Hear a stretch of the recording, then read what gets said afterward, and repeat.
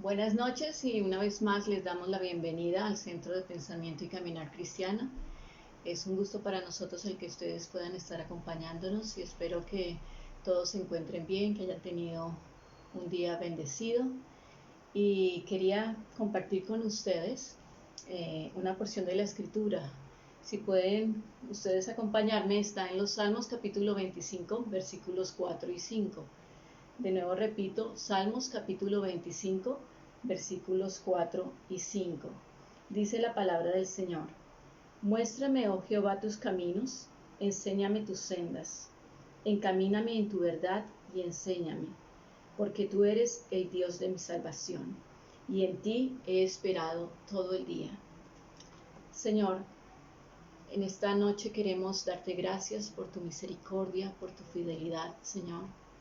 Queremos levantar el nombre precioso de Cristo Jesús como nuestro único y amado Salvador y darte gracias, Señor, por la obra que tú estás haciendo en cada una de nuestras vidas, en cada uno de nuestros corazones, porque tú estás renovando nuestra mente y tú estás transformando nuestra vida, Señor.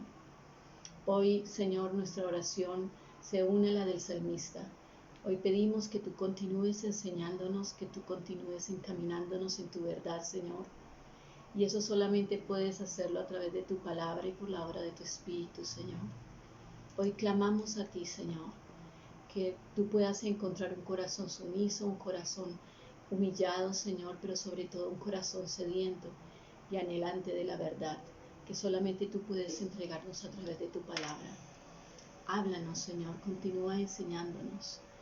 Abre tu escritura para nosotros de tal manera que nosotros podamos ser desnudados en todo lo que nosotros somos, Señor, y al mismo tiempo que nosotros podamos, por la obra de tu Espíritu Santo, Señor, que nosotros podamos reconocer cada día la necesidad que tenemos de ese precioso Salvador.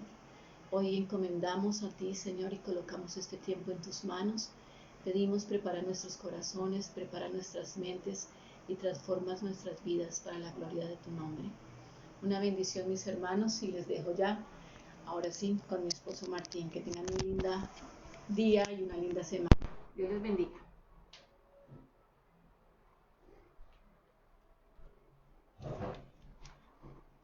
Hola a todos, gracias Connie, preciosa verdad, pero es casada, así que lo lamento. Bien, espero que ya estén todos ahí o un buen número de los que normalmente nos conectamos en este tiempo.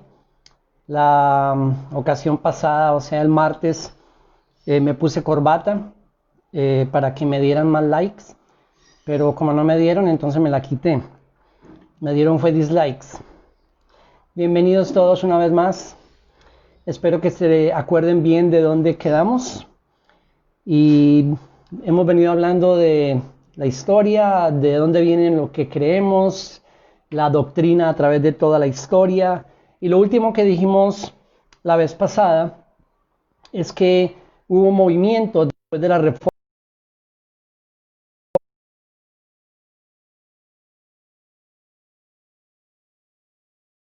Había ido la señal. Entonces hubo movimientos, hablamos por ejemplo de los anabaptistas y hablamos de los puritanos de Inglaterra, pero antes de continuar, y espero que hoy podamos terminar esta parte y lleguemos a la iglesia posmoderna, pero quería decir lo siguiente, podríamos hacer la pregunta de si soy yo un universalista, y la respuesta es no, yo no soy universalista. ¿Qué es el universalismo teológico? El universalismo teológico es una doctrina que enseña que de alguna manera todos los seres humanos en últimas serán salvos y restaurados a una relación con Dios. No importa realmente la fe que tengan o lo que crean. Eso inició por allá en el siglo III con Orígenes, pero tuvo un resurgir grande en el siglo XVIII en los Estados Unidos, el universalismo. Repito, ¿qué enseña? Enseña que de alguna manera todos los seres humanos en últimas van a ser salvos y van a ser restaurados a una relación con Dios. Yo no creo eso. ¿Por qué no lo creo? Porque no lo veo. No veo que eso sea lo que enseñe el Nuevo Testamento, la doctrina apostólica. Por eso en la en la sesión pasada la insistencia, cuando hablamos de la iglesia invisible, la insistencia de ese común denominador, el común denominador de todos aquellos que pertenecemos a la iglesia invisible. ¿Cuál es? La fe, la confianza en la obra expiatoria de Cristo en la cruz para salvación. Entonces, creo yo que alguien, si coloca su confianza en María, María lo puede salvar y puede redimirlo. No, absolutamente no. La Biblia no enseña eso. El Nuevo Testamento no lo enseña, ni toda la historia de la iglesia. Entonces, por supuesto que no. Creo yo que un musulmán que sea muy devoto y tenga su confianza en Alá y en Mahoma y practique todos los ritos de su religión, va a llegar a ser salvo de alguna manera. No lo creo, porque no es lo que enseña el Nuevo Testamento. Entonces, no somos universalistas. El común denominador es muy importante para la iglesia invisible, la fe en la obra expiatoria de Cristo. Y en Hechos capítulo 2, versículo 21, Hechos 2, 21, para que lo busquen o lo anoten, dice: y todo aquel que invocare el nombre del Señor será salvo. Repito, y todo aquel que invocare el nombre del Señor será salvo. Entonces la Biblia es muy clara, el Nuevo Testamento. Pero por otro lado, para terminar esta parte, creo yo que fuera del contexto que conocemos como cristiano evangélico, hay personas que tienen esa fe en la obra expiatoria de Cristo. Sí, lo creo. Como también creo que algunos que están dentro del contexto cristiano evangélico no la tienen. Y hablamos de la iglesia invisible, pero quería hacer esa aclaración y también que habláramos un poquito acerca de ese universalismo de los universalistas. Entonces, no somos universalistas. Vamos con las denominaciones. Entonces, dijimos en la última sesión que se levantaron esos movimientos y quedamos en los puritanos en Inglaterra, y ellos se oponían a la iglesia oficial, que era la iglesia anglicana, que era la iglesia católica, pero separada, y dimos un poquito de la historia el martes. Los puritanos eran un movimiento que se oponían porque ellos decían que la iglesia necesitaba reformarse mucho más y volver a la doctrina de la reforma y por lo tanto a la doctrina de los apóstoles, a la doctrina del Nuevo Testamento. Entonces era la lucha de los puritanos. Fueron tremendamente perseguidos en Inglaterra y en muchas otras partes, y esos puritanos fueron los que después pasaron a Norteamérica, a los Estados Unidos hoy, y ellos plantaron ahí muchas congregaciones, poblaron esas nuevas colonias en esa tierra arriba en los Estados Unidos, en el nororiente. Entonces comenzaron muchas denominaciones. Los puritanos que pasaron a Norteamérica eran calvinistas, pero en cuanto a denominación, llegaron con ellos luteranos, presbiterianos y de otro tipo de denominaciones que llegaron, anabaptistas también, que vimos la vez pasada quiénes eran ellos. Entonces, en su mayoría, repito, eran puritanos y por lo tanto calvinistas. De esas denominaciones se desprenden otras, se desprendieron muchas otras que después poblaron toda esa región de Norteamérica, y esas denominaciones normalmente se llaman denominaciones históricas, como los presbiterianos, los bautistas, los nazarenos, los hueldeyanos, hermanos en Cristo, metodistas, etcétera, etcétera, porque son muchas. Entonces, muchas se desprendieron de ahí y otras se originaron tiempo después ahí mismo en los Estados Unidos. Entonces, lo que yo voy a hacer es que voy a colocar un gráfico aquí en la página, y es un árbol que muestra desde la Reforma cómo se bifurcaron diferentes ramas y nacieron muchas de esas denominaciones en Europa, en Inglaterra y luego en los Estados Unidos. Entonces, acuérdense de buscar el gráfico aquí en la página. Ahora, hablando de las denominaciones, como todas las estructuras organizacionales, porque una denominación eso es lo que es, una estructura organizacional, las denominaciones tienen para mí ventajas y tienen desventajas, como todas esas estructuras. Déjenme mencionar solamente 2 ventajas y 2 desventajas. Vamos primero con las ventajas. ¿Cuál es una de las ventajas que yo le veo a las denominaciones? La organización y que acompañan a los obreros, a los que van a plantar nuevas comunidades o nuevas congregaciones. Muchas veces los acompañan, les dan ese acompañamiento y por lo tanto los obreros no están solos en labores tan arduas hasta hoy en día, y me imagino que en muchos tiempos más complicadas todavía. Entonces las denominaciones, no todo el tiempo, no todas, pero algunas, dan acompañamiento, apoyo y ayudan a los obreros a plantar esas nuevas comunidades. Esa es una ventaja. Otra ventaja es que muchas veces las denominaciones diseñan programas para entrenar a los obreros, para darles entrenamiento, formación, entrenamiento a los obreros y a los pastores de esas nuevas comunidades. Esa también es una ventaja. Desventajas, menciono dos. Una, los sistemas piramidales de autoridad. Entonces ya comenzamos a ver que en las denominaciones, por supuesto, tiene que haber jefes y tiene que haber empleados, y muchas veces los pastores son empleados de la denominación y tienen jefes por encima que muchas veces, no en todas, pero muchas veces lo que se termina haciendo en la plantación de una comunidad no es tanto lo que el pastor quiere, sino lo que el jefe quiere, aunque el jefe no está ahí, no entiende el contexto. Entonces, esos sistemas piramidales de autoridad para mí son una desventaja de las denominaciones. Y otra que es muy común y muy vista es la rivalidad y la competencia. Rivalidad y competencia entre denominaciones, pero también rivalidad y competencia dentro de las mismas denominaciones de los obreros que trabajan. Y créanme, yo he estado ahí y conozco esto de primera mano. Entonces, desventajas y ventajas, por supuesto que las hay, como en todas las estructuras denominacionales, organizacionales. Pero hoy en día, en todos nuestros contextos, tenemos denominaciones todavía. Creo que en muchos lugares son todavía las que congregan la mayor cantidad de cristianos evangélicos en nuestros países, y ahí están y tienen ventajas y desventajas. Ahora hablemos de Latinoamérica. Ya hablamos de Europa, pasaron a Norteamérica y luego se distribuyeron y nacieron muchas otras. Por supuesto también nacieron muchas, lo que nosotros llamamos sectas, que no tienen nada que ver con la doctrina de la Biblia, como los mormones, por ejemplo, los testigos de Jehová, que nacieron allá en Norteamérica. Pero ya hablando de Latinoamérica, hablemos de las denominaciones aquí entre nosotros. Comencemos diciendo que a Latinoamérica el catolicismo, por supuesto, llegó con los españoles y también con los portugueses. Esa es una historia bien interesante. A mí me encanta la historia. Entonces, los españoles y los portugueses, en sus viajes de conquista, vinieron aquí, conquistaron estas tierras.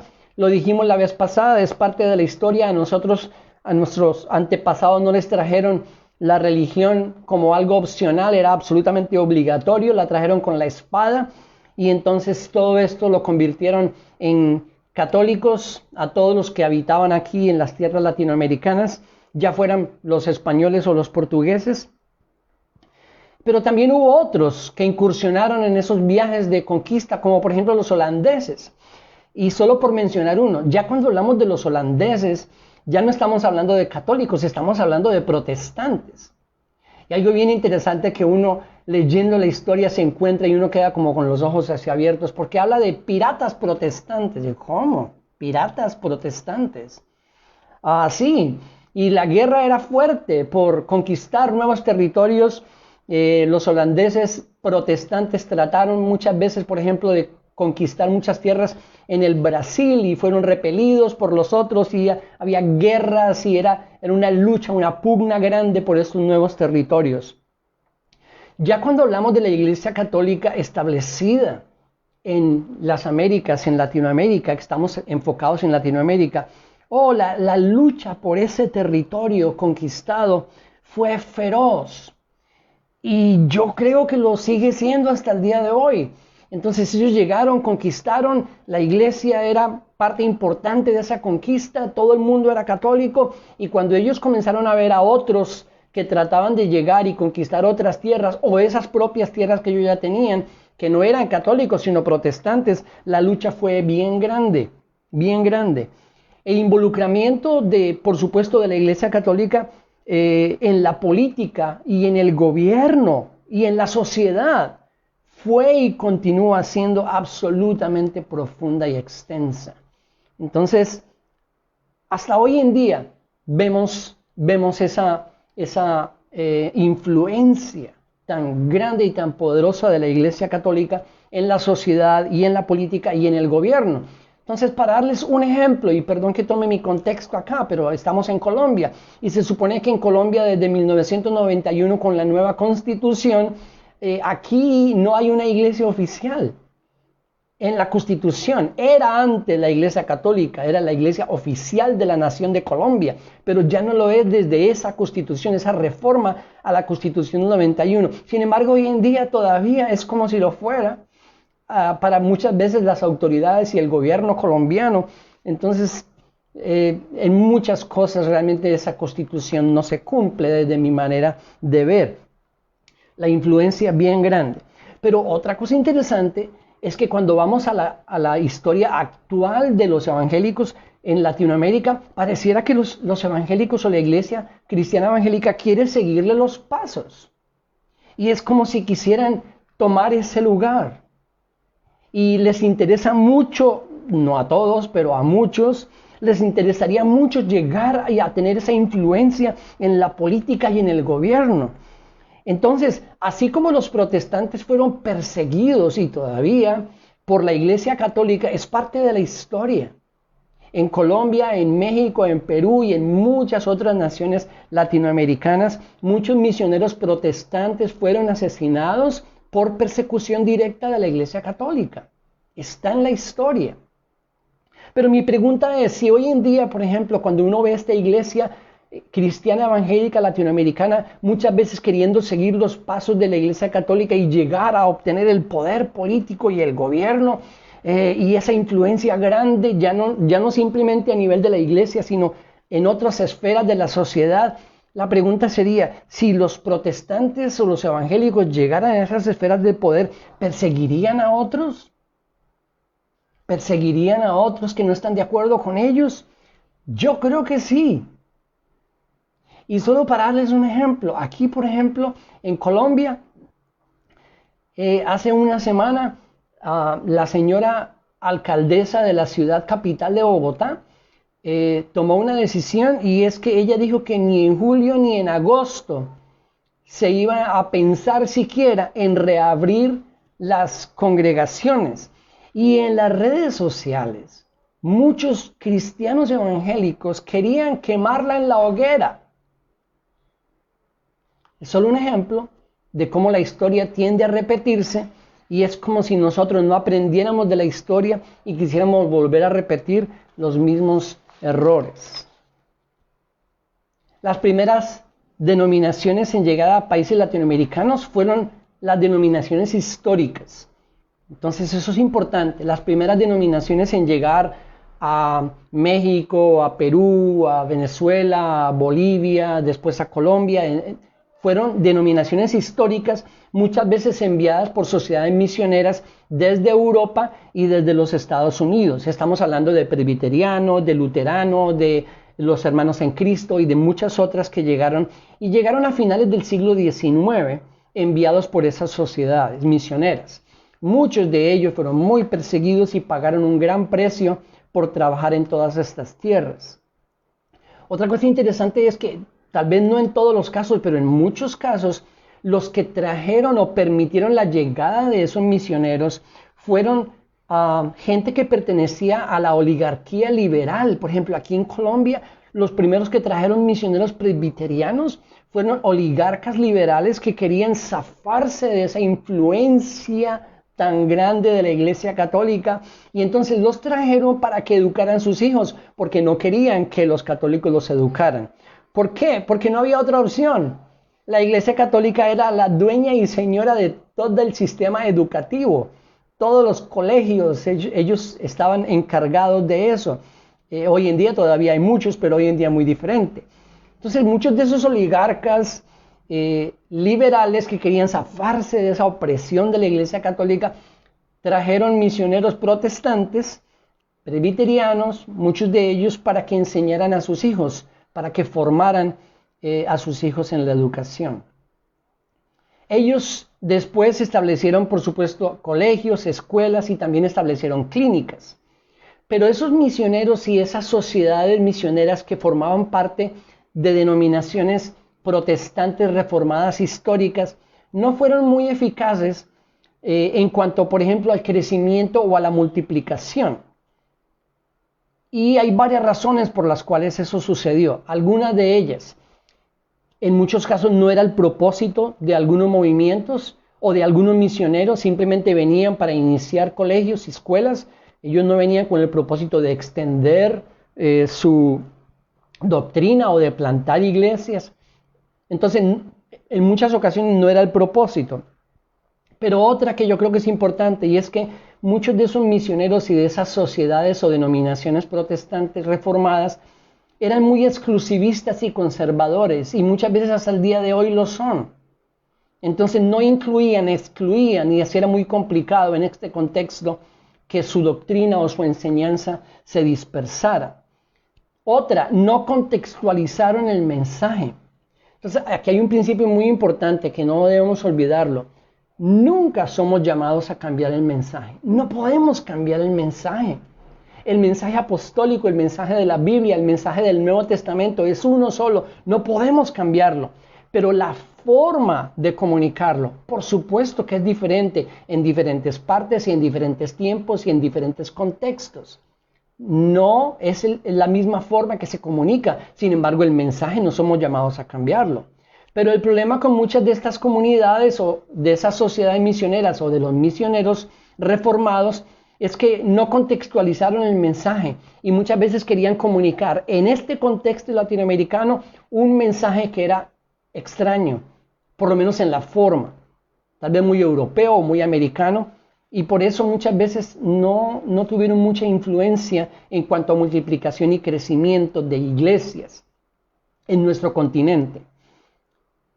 Pero una cosa buena de esto es que ellos no estaban dispuestos a cambiar el mensaje por adaptarlo al contexto. No estaban muy interesados en hacer eso y eso fue muy bueno porque, repito, no somos llamados a cambiar el mensaje. No podemos cambiar el mensaje es uno solo. Entonces no tenemos un mensaje bíblico que podamos o que seamos llamados a cambiar. El mensaje de la Biblia, el mensaje del Nuevo Testamento es uno solo y en todos los contextos y en todas las culturas somos llamados a predicarlo. Como dijo alguien, no hay una cultura cristiana, hay una doctrina cristiana para todas las culturas del mundo. Entonces, eso fue lo que pasó con muchas de estas denominaciones protestantes que llegaron a nuestros países latinoamericanos. Pero luego tenemos que hablar, porque es muy importante, del pentecostalismo en nuestro continente latinoamericano. ¿Por qué es tan importante? Bueno, las cifras lo dicen. Déjenme decirles que, hablando de cifras generales, entre 1910 y el año 2014, en ese periodo de tiempo, los católicos en Latinoamérica pasaron de un 94% a un 69%. Entonces, sus números cayeron bastante. Repito, de un 94% a un 69%. Y en ese mismo periodo de tiempo, de 1910 al 2014, los cristianos evangélicos subieron de un 1% a un 19%. Estamos hablando de todo el continente latinoamericano. Imagino que hoy en día será más grande todavía la cifra. Esa es una de las razones por las cuales actualmente el Papa de la Iglesia Católica es suramericano. Y son esas cifras alarmantes para ellos. Pero 2/3, si hablamos del 19% o 20% o algo más de toda la población de Latinoamérica siendo cristiana evangélica, que ha sido un crecimiento bien grande, 2/3 de esa población son pentecostales. Casi un 70% de los cristianos evangélicos latinoamericanos son pentecostales. Por lo tanto, el pentecostalismo es muy importante aquí en nuestro continente y por eso necesitamos mencionarlo y estudiarlo. Ese pentecostalismo nació en 1906 en una iglesia metodista africana en la ciudad de Los Ángeles, específicamente en una calle que se llama la calle de Azusa, y todavía está ahí, todavía está la iglesia y es un ícono para el movimiento pentecostal. la persona encargada o uno de los pastores, porque había este pastor, pero también había una señora encargada, era el señor William Seymour. Y él había sido discípulo de otro señor, y ya les digo porque esto es importante, que se llamaba Carlos Perham o Charles Perham. Entonces lo que pasó en esa comunidad, en esa iglesia, es que ellos tuvieron una experiencia, y esa experiencia era una visitación del Espíritu Santo, y es una de las doctrinas bien marcadas en los inicios del pentecostalismo, es que cuando ellos recibieron esa visitación del Espíritu Santo, ellos comenzaron a enseñar que el sello, la muestra, la evidencia de ser lleno del Espíritu Santo era hablar en otras lenguas, en lenguas extrañas. Era un sello de esa llenura. Entonces también tenían un énfasis en la manifestación de los dones del Espíritu Santo, sobre todo en milagros y en prodigios. Eran marcas de ese movimiento que se inició ahí. Pero eso se distribuyó por todos los Estados Unidos y luego por toda Latinoamérica, y el día de hoy yo creo que todavía permanecemos como en un casi 70% de los cristianos evangélicos latinoamericanos que son pentecostales. Pero es interesante e importante notar de dónde nació ese movimiento pentecostal. Repito, en 1906, allá en la ciudad de Los Ángeles, en la calle de Azusa. Otra cosa importante e interesante es ver cómo a ese movimiento pentecostal en Latinoamérica lo ven las personas de afuera, los que no están involucrados. Por ejemplo, hay un antropólogo y un sociólogo argentino que se llama Pablo Seman, y él no es creyente, él no es cristiano. Él es sociólogo y estudia mucho la cultura y las religiones en el continente. Miren lo que él escribe sobre el movimiento pentecostal, porque hay cosas interesantes aquí, lo leo rápido. Dice: el pentecostalismo, lejos de ser una metáfora, como solemos considerarlo desde una lógica secularizada, es una entidad con agencia en sus propios términos. Se manifiesta en el cuerpo como una presencia y hace que las personas hablen en lenguas desconocidas, formulen profecías, sanen sus enfermedades, mejoren las relaciones intrafamiliares y tengan éxito personal en la vida cotidiana. El crecimiento del pentecostalismo en América Latina es una variante específica de un movimiento que ha mostrado en los últimos 100 años una inédita capacidad de globalización. El pentecostalismo produce conversiones en masas de fieles en China, en Corea del Sur, en Singapur, en Filipinas y varios países del continente africano. Entonces, no solamente en Latinoamérica, en otras regiones del mundo vemos el pentecostalismo ha sido muy importante hasta el día de hoy. En todos esos casos, como en América Latina, se verifica una constante. El movimiento posee una gran capacidad de vincular su mensaje a las espiritualidades locales, así como de alentar formas de organización, teología y liturgias flexibles, variadas y fácilmente apropiables, con las que se disemina entre los más diversos segmentos de población de distintos contextos nacionales. Yo ya terminé, cierro comillas, termino con lo que dice este sociólogo. Ahora, yo quería mencionar algunos puntos que yo considero positivos o aspectos positivos del pentecostalismo como movimiento y otros que considero negativos. Primero, los positivos. ¿Qué considero positivo del pentecostalismo en nuestro continente latinoamericano? Que responde a las necesidades apremiantes de las personas en los contextos donde más se expande. Y si ustedes quieren estudiar un poquito más a fondo el movimiento se ha expandido muchísimo más entre masas de personas que están en pobreza, necesitadas y que tienen muchas desventajas a nivel social. Entonces ese responde, y por eso yo creo la respuesta grande del continente, porque es una doctrina que responde a esas necesidades.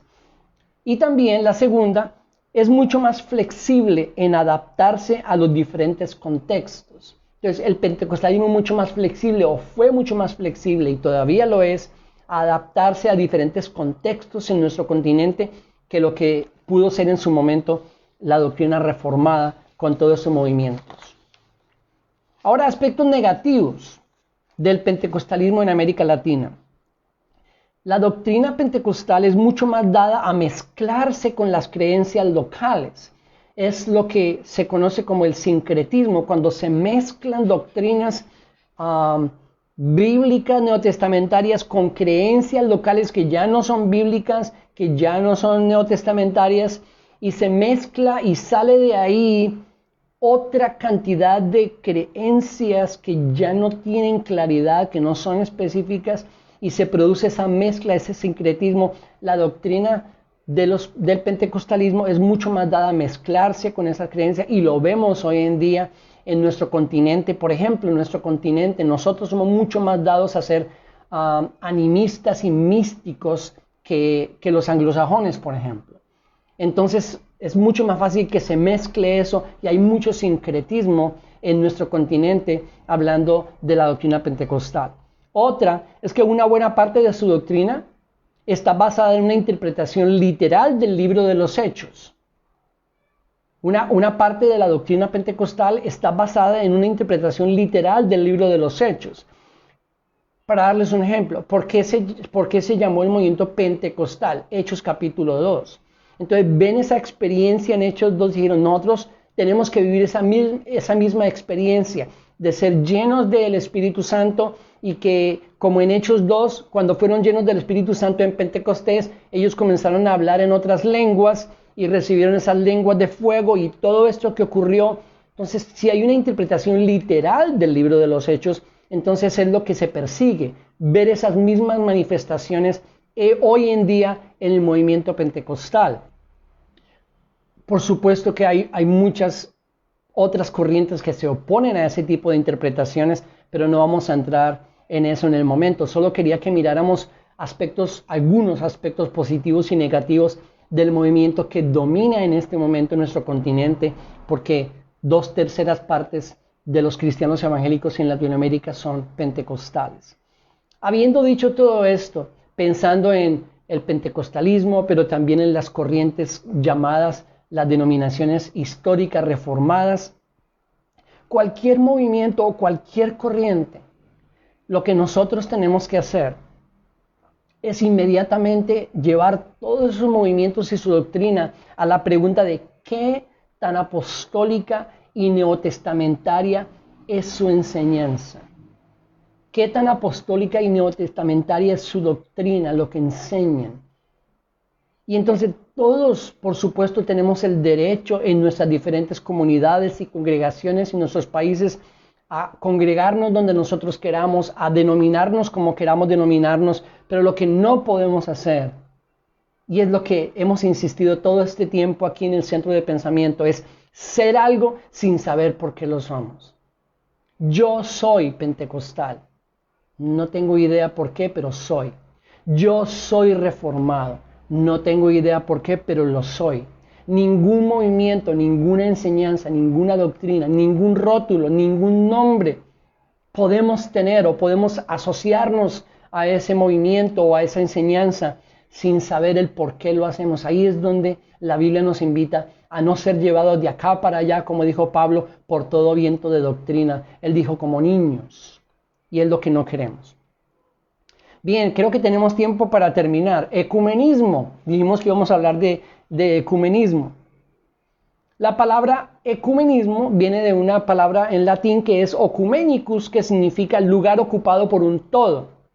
Y básicamente, los más importantes conceptos de ecumenismo creo que son estos dos. El primero, es llamado ecumenismo un movimiento de la Iglesia Católica Romana por unirse otra vez con la Iglesia Protestante.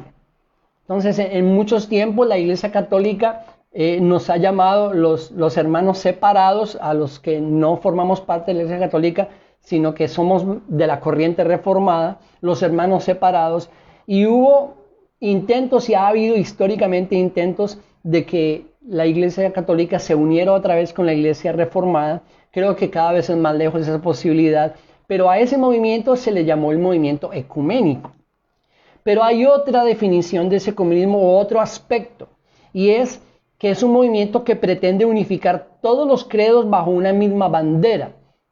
Entonces no es fácil porque muchas veces las personas o los escritores o los autores hablan de ecumenismo y están hablando de diferentes cosas. Hay que entender de qué se está hablando. Muchas veces cuando la palabra ecumenismo aparece, o se refieren a ese movimiento de la Iglesia Católica o se refieren a un movimiento para muchos futuro que pretende unificar todos los credos bajo una misma bandera. Y entonces aparecen palabras muy de moda como la tolerancia, ¿no? Entonces no importa lo que creas, tú tienes tu verdad, yo tengo mi verdad, lo importante es que todos nos toleremos y vivamos bajo una misma bandera. Y nosotros no creemos que eso pueda suceder porque no creemos que la verdad sea relativa, sino que creemos que la verdad de Dios es absoluta. Ese es el ecumenismo y podemos seguir estudiándolo. Hablemos de la iglesia posmoderna. Por fin llegamos a la iglesia posmoderna para terminar hoy. La iglesia cristiana en este tiempo posmoderno tiene diferentes formas en diferentes partes del mundo. Es muy diferente la iglesia posmoderna en Europa que la iglesia posmoderna, por ejemplo, en el sur del África o en el Asia o aquí en Latinoamérica. En muchos lugares la institución de la iglesia está en decadencia. Por ejemplo, hay estudios que muestran que todas las denominaciones históricas en los Estados Unidos están en decadencia, es decir, no están creciendo sino decreciendo. Pero en otros muchos lugares la institución de la iglesia está creciendo como en Latinoamérica, repito, en el sur del África y en el Asia, está creciendo. Esa iglesia posmoderna, ahora sí centrémonos en Latinoamérica, hablemos de la iglesia posmoderna latinoamericana. Estas serían algunas de las características de esta iglesia. Es creciente, como ahorita lo mostramos, ¿verdad? En nuestro contexto, en nuestros países, sigue creciendo mucho. Pero otra de las características es que es una iglesia muy empresarial, porque mucho de esa mentalidad empresarial del mundo moderno y del mundo posmoderno, por supuesto que ha influenciado la iglesia. Entonces muchas veces se ve la iglesia como una entidad muy empresarial, entonces más que un organismo se ha convertido en una organización. Eso tiene ventajas y tiene desventajas, porque la organización siempre es buena, pero cuando la iglesia deja de ser un organismo para convertirse en una organización, ha perdido su razón de ser. Pero es una iglesia muy empresarial, entonces ya muchas veces dicen algunos que son muy entendidos que ya no se ven como los líderes de las grandes denominaciones, gente por ejemplo con mucha capacidad de conocimiento bíblico o espiritualidad, sino más bien con grandes dones y conocimientos empresariales por la estructura que hay que manejar. La iglesia posmoderna latinoamericana es una iglesia muy enfocada en los edificios. Entonces, no podemos mostrar ahorita estadísticas, pero puedo decirles que la iglesia latinoamericana a lo que más está dedicada y en lo que más invierte dinero por muchísimo tiempo, hasta antes de la pandemia, era en construir edificios. Se construyen edificios en las ciudades, se construyen edificios en los campos, en la zona rural, en todo lugar. La iglesia está enfocada en tener más y más edificaciones, más y más edificios. Repito, vimos hace poco que, por ejemplo, cuando vamos a la iglesia apostólica, y yo no estoy absolutamente en contra de las edificaciones, pero del énfasis en eso sí. O como decía el doctor Franco hace unos meses aquí, como casi la idolatría del edificio y la estructura. Muchas veces misioneros, por ejemplo, no son apoyados, pero todo el dinero sí se invierte en edificar y en edificar, enfocada en eso, en los edificios. Otra característica de la iglesia latinoamericana, la posmoderna, es que esa es una característica muy buena y es que está llegando a las diferentes esferas de la sociedad. Hubo tiempos donde la iglesia solo se enfocó en los pobres, pero después y sobre todo hoy en día está más enfocada en las clases medias y en las clases altas. Y yo creo que la iglesia tiene la responsabilidad de llegar a todas las esferas de la sociedad. Otra característica que no es buena para nada, la iglesia latinoamericana posmoderna es una iglesia desnutrida doctrinalmente. Es una iglesia que aunque crece y crece, el énfasis está en crecer, pero no en madurar, no en construir, no en discipular. Dijo el doctor Martin Lloyd-Jones que todas las cartas del Nuevo Testamento no estaban enfocadas en el crecimiento numérico de la iglesia, sino en el crecimiento en calidad de la iglesia. Todas las cartas de Pablo y las de los demás estaban enfocadas en eso. Esta iglesia es una iglesia desnutrida doctrinalmente. Y también es una iglesia que por todas o muchas de estas características está desenfocada en el llamado que Dios nos ha hecho. Porque el llamado es muy claro, el llamado es muy específico. La iglesia ha sido llamada a extender el reino de Dios, a ser discípulos en todas las naciones. Entonces, esas son características de la iglesia de la que nosotros somos parte. Por último, grandes retos. ¿Cuáles son uno de los grandes retos? Podría mencionar muchos, pero menciono 3 de esta iglesia posmoderna. Vivimos en un mundo donde la relatividad de la verdad crece cada día más. Entonces la verdad está dejando de ser más y más absoluta para convertirse en relativa. Ya lo dijimos, muchos están hablando de tolerancia. Realmente la verdad que tú tienes está bien, la verdad que yo tengo también es igual de importante. No es absoluta, es relativa. Quedémonos cada uno con nuestra verdad y vivamos contentos y felices. No, la verdad no es relativa, es absoluta. La verdad de Dios es absoluta y está revelada en las Escrituras. Ese es un gran reto de la iglesia. No nos ayuda muchas veces el sistema. ¿Por qué lo digo? Porque muchas veces, en muchas ocasiones, lo que pasa es que los que predican el evangelio dependen económicamente de las comunidades. Y muchas veces lo que ha pasado es que por esa dependencia que hay, entonces la persona encargada termina enseñando lo que la comunidad quiere escuchar y no lo que deben escuchar. Entonces se cambia el mensaje y se les predica lo que quieren escuchar, lo que los mantiene más contentos, más entretenidos, porque las personas dependen económicamente de ahí. El sistema muchas veces no ayuda. La segunda, el gran reto, el hedonismo. ¿Qué es el hedonismo? El culto al entretenimiento, el culto al disfrute, al deleite. Y eso se puede ver en mucha de la literatura y de las predicaciones y los sermones. 2 ejemplos. ¿Cómo ser feliz? Dios nos quiere enseñar cómo ser felices. La Biblia dice que el mensaje de Dios para nosotros es cómo ser felices. Ese no es el mensaje de la Biblia, no por lo menos de la que nosotros leemos.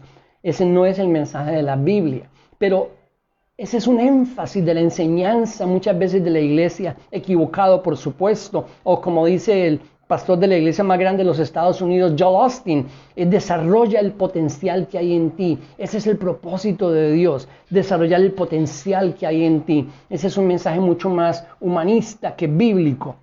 Y termino con el humanismo. ¿Cómo se manifiesta esa tendencia humanista en la iglesia de hoy? Es que en lugar de enseñar y creer que el hombre está llamado a estar al servicio de Dios, el mensaje de hoy en muchas iglesias es que Dios está al servicio del hombre. Piénsalo. No es el hombre al servicio de Dios, es Dios al servicio del hombre. Y ese no es el mensaje de la Biblia. Ese es un mensaje humanista que pone al hombre por encima de Dios. Hermanos, hemos terminado. La próxima semana ya no vamos a estar en pensamiento, vamos a estar en caminar. Vamos a hacer mucho más devocionales, si pudiéramos llamarlo así. Así que los espero. Un abrazo grande, bendiciones para todos.